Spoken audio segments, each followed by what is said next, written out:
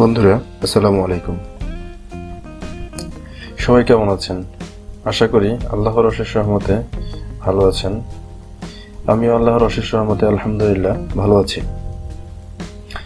তো বন্ধুরা, আজকে যে টিউটোরিয়ালটা নিয়ে আপনাদের সাথে হাজির হয়েছি আমি, সেটি হচ্ছে শর্টকাট কি টিউটোরিয়াল পার্ট 5। এর আগে আমি মোট 4টি ভিডিও আপনাদের সাথে শেয়ার করেছি। তো স্টেপ বাই স্টেপ আমি আশা করব আপনারা 4টি ভিডিও দেখবেন, তাহলে এটা দেখে খুব কম সময়ের মধ্যে আপনারা আয়ত্তে নিয়ে আসতে পারবেন।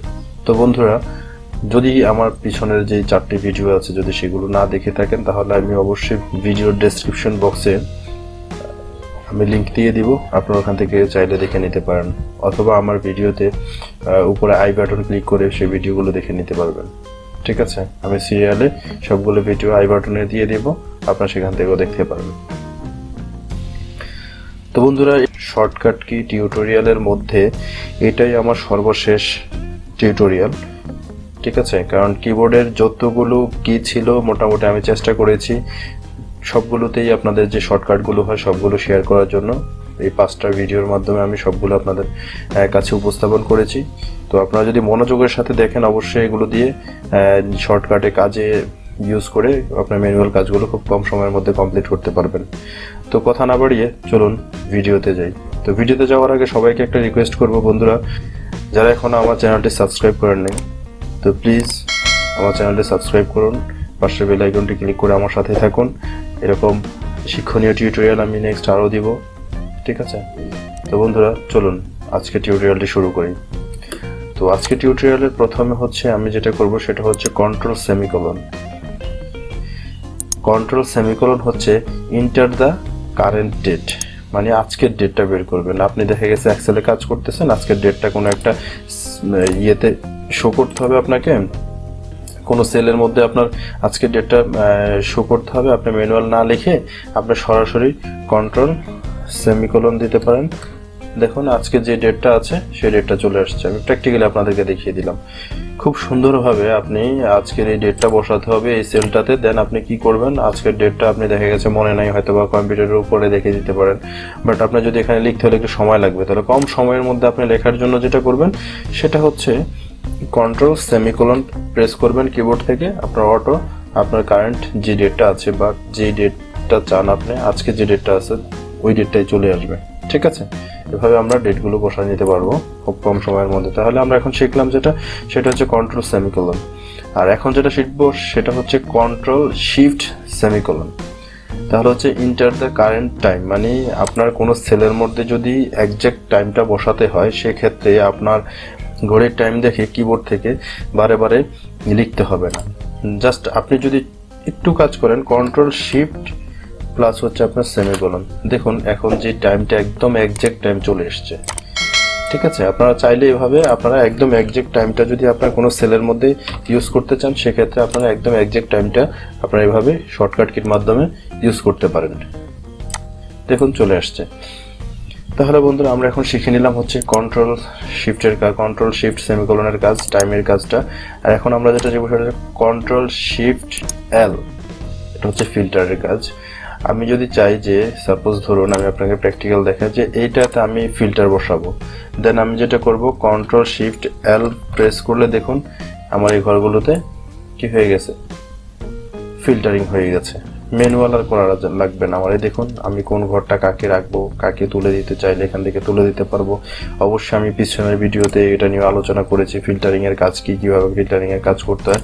ইনশাআল্লাহ আমি ফিল্টারিং এর কাজ নিয়ে আমি নেক্সট আরেকটা টিউটোরিয়াল তৈরি করব। তারপর আপনাদেরকে খুব কম সময়ের মধ্যে কিভাবে ফিল্টারিং করতে হয় সেটা দেখিয়ে দিলাম শর্টকাট কির মাধ্যমে। তো এটা আবার তুলে দেওয়ার জন্য কন্ট্রোল শিফট এল প্রেস করলে এই ফিল্টারিং উঠে যাবে। ঠিক আছে, তাহলে আমরা এখন খুব কম সময়ের মধ্যে আমরা যেটা শিখলাম সেটা হচ্ছে ফিল্টারের কাজটাও শিখে নিলাম। কন্ট্রোল শিফট এল, এটা দিয়ে আমরা ফিল্টার করতে পারি। যাই হোক, তাহলে আমরা এখন শিখে নিলাম হচ্ছে কন্ট্রোল শিফট এল। আর এখন যেটা শিখবো সেটা হচ্ছে কন্ট্রোল প্লাস জিরো, মানে কোনো কলাম যদি আপনি হাইড করতে চান তাহলে সেক্ষেত্রে আমরা কন্ট্রোল জিরো প্রেস করব, তাহলে আমাদের ওই কলামটা হাইড হয়ে যাবে।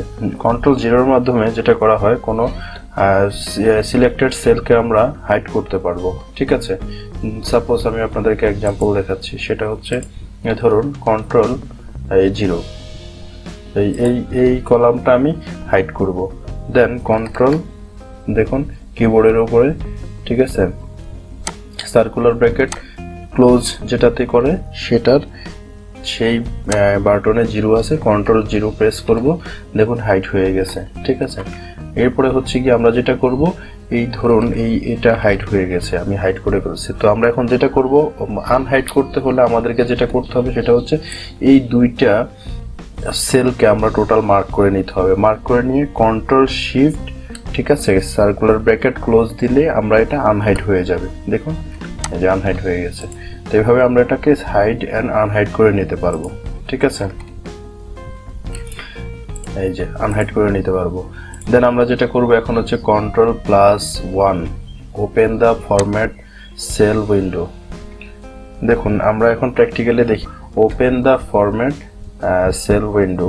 এখন এটার কাজ কি? এটার কাজ হচ্ছে কন্ট্রোল 0 প্রেস করে দেখিয়ে যে এই যে ফরম্যাট সেল বের হয়েছে এখানে। হ্যাঁ, আমি এখানে চাইলে নাম্বারিং বের করতে পারবো, অ্যালাইনমেন্ট বের করতে পারবো, ফ্রন্ট বের করতে পারবো, বর্ডার বের করতে পারবো, ফিল বের করতে পারবো, প্রোটেকশন বের করতে পারবো, সব কিছু এখান থেকে করে নিতে পারবো। এটার কাজই হচ্ছে এই যে Ctrl+1 প্রেস করলে, কিবোর্ড থেকে Ctrl+1 প্রেস করলে আপনার হচ্ছে open the format sell window বের হবে, আলাদা একটা উইন্ডো বের হবে, ওই উইন্ডোতে আমরা সবকিছু পেয়ে যাব। এখন যেটা করব সেটা হচ্ছে Ctrl+5। হ্যাঁ, কিবোর্ড থেকে Ctrl+5 দিলে যেটা হয় সেটা হচ্ছে আপনার স্ট্রাইক থ্রো। স্ট্রাইক থ্রোটা কি? সাপোজ আমি স্ট্রাইক থ্রোর উপরে যদি আমি এখন Ctrl+5 প্রেস করি, দেখুন কিবোর্ডে স্ট্রাইক থ্রো বলতে এরকম কেটে দেয়, যে আমরা কোনো লেখার উপরে একটা টান দিয়ে কেটে দিই, সেরকম হয়, সেটাকে বলা হয় স্ট্রাইক থ্রো। আর এই স্ট্রাইক থ্রোটাই হবে হচ্ছে আপনার Ctrl+5 প্রেস করলে স্ট্রাইক থ্রো হবে, ঠিক আছে। তাহলে আমরা এখন স্ট্রাইক থ্রোটাও শিখে গেলাম। স্ট্রাইক থ্রোটাকে আবার পুনরায় আগের মতো করে ফেলতে যেটা করতে হবে সেটাকে আবার আমরা কিবোর্ড থেকে Ctrl+5 প্রেস করলে দেখুন আবার আগের মতো হয়ে গেছে। তো আমরা Ctrl+5 এর কাজটাও শিখে নিলাম। আমরা এখন যেটা শিখবো সেটা হচ্ছে Ctrl+9 hide the selected draw. আমরা যেভাবে কোনো আগে যে কলামকে হাইড করেছি ঠিক ওইভাবেই জাস্ট আমরা এখন রকে হাইড করব। ধরুন এই রটাকে আমি হাইড করি, Ctrl+9 দিয়ে হাইড করলাম।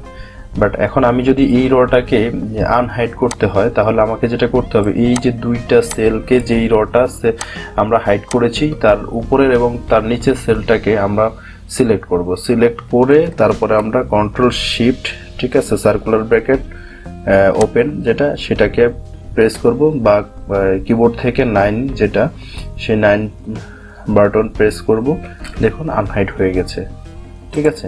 এভাবে আমরা হাইড অ্যান্ড আনহাইডের কাজটা করে নিতে পারবো, ঠিক আছে। আমরা এখানে যেটা শিখলাম সেটা হচ্ছে Ctrl+9। তাহলে আমরা 9 শিখলাম, এরপরে হচ্ছে আমরা Ctrl+Shift সার্কুলার ব্র্যাকেট ওপেন যেটা দিয়ে করা হয়, ঠিক আছে, সার্কুলার ব্র্যাকেটের কাজটা শিখে নিলাম, হাইড আনহাইডের কাজটা, এই দুইটা কাজ শিখে নিলাম। এখন আমরা যেটা শিখবো সেটা হচ্ছে Alt+। Alt+টা হচ্ছে গিয়ে অটোসাম। সাপোজ এই যে এটা দেখুন, হ্যাঁ, এই ঘরটাতে আমি যোগ করব।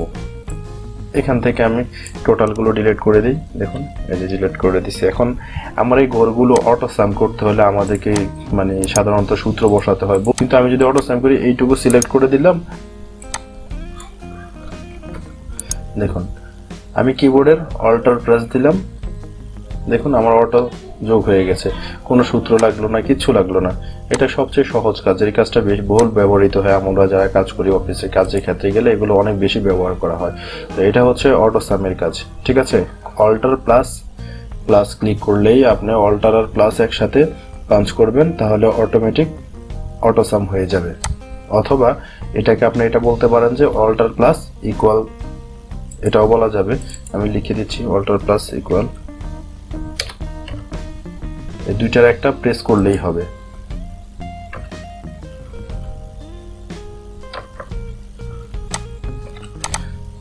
দুইটা থেকে যে কোনো একটা প্রেস করলে হবে, কারণ হচ্ছে অল্টার দিয়ে আপনার যে বাটনে প্লাস চিহ্ন আছে তার সেই বাটনে কিন্তু আমাদের আবার ইকুয়াল চিহ্ন আছে। তো যে কোনো একটা ওই বাটনটা প্রেস করলেই হবে আপনার, ঠিক আছে। তো বন্ধুরা আমরা শিখে নিলাম হচ্ছে Alt++ প্লাসের কাজ অথবা অল্টার প্লাস ইকুয়ালের কাজ, অটোসামের কাজটা শিখে নিলাম। এখন আমরা যেটা শিখব এটা হচ্ছে আমি যেভাবে সাজিয়েছি হচ্ছে আমার টোটাল টিউটোরিয়ালের, এটা হচ্ছে একদম লাস্ট কি, যেটা আমি আমার এই টোটাল টিউটোরিয়াল 5টা পার্ট করেছি হচ্ছে কিবোর্ডে যতগুলো শর্টকাট কি আছে ইনশাআল্লাহ আমি প্রত্যেকটা শেয়ার করেছি, তবে এটা একদম লাস্ট। হ্যাঁ, এটা হচ্ছে অল্টার প্লাস এন্টার, এটা হলো র্যাপ টেক্সট। র্যাপ টেক্সটটা আমি আপনাকে বলি, ধরুন সাপোজ আমি লিখলাম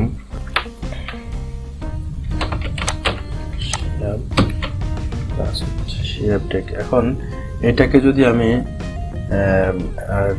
করি র্যাপ টেক্সট করি, তাহলে এটার থেকে মাউস সরিয়ে নিয়ে এভাবে দেওয়ার পরে যদি আমি অল্টার এন্টার প্রেস করি, দেখুন এই যে র্যাপ টেক্সট হয়ে গেছে। আমরা যে কাজটা এখানে করেছি এভাবে এখান থেকে যেভাবে করি ঠিক এভাবেই র্যাপ টেক্সট এখানে হয়ে যাবে। এটা হচ্ছে র্যাপ টেক্সটের কাজ। তো বন্ধুরা, এখনো যারা আমার চ্যানেলটি সাবস্ক্রাইব করেননি সবাইকে রিকোয়েস্ট করব আমার চ্যানেলটি সাবস্ক্রাইব করে পাশের বেল আইকনটি ক্লিক করে আমার সঙ্গে থাকুন। আর এ ধরনের টিউটোরিয়াল পেতে চাইলে আপনারা আমার কমেন্ট বক্সে কমেন্ট করুন। যদি কোনো প্রবলেম থাকে, আপনারা আমার এই টিউটোরিয়ালগুলোতে বুঝতে প্রবলেম থাকলে আমাকে কমেন্ট করুন, অবশ্যই আমি চেষ্টা করব আপনাদের কমেন্টের অ্যান্সার করার জন্য। আর যদি আমার ভিডিওটি ভালো থাকে অবশ্যই একটা লাইক দিবেন। আর পাশাপাশি আপনাদেরকে রিকোয়েস্ট করব এই ধরনের টিউটোরিয়ালগুলো বাসায় বসে একটু নিজেরা প্র্যাকটিস করুন, নিজেদের আয়ত্তে থাকবে। কারণ এই ধরনের টিউটোরিয়াল থেকে আপনার অধিকাংশ অফিসগুলোতে কিন্তু এইখান থেকেই কিন্তু আপনার এই শর্টকাট কি থেকেই কিন্তু আপনার সবচেয়ে বেশি ইন্টারভিউ বোর্ডে প্রশ্ন করা হয়। হ্যাঁ, তো এই জন্য বলবো যে আপনারা এগুলো খুব মনোযোগের সাথে দেখে প্র্যাকটিস করেন। আর বন্ধুরা, দেখা হবে পরবর্তী কোনো ভিডিওতে। সে পর্যন্ত ভালো থাকুন, সুস্থ থাকুন, সুরক্ষিত থাকুন। আল্লাহ হাফেজ।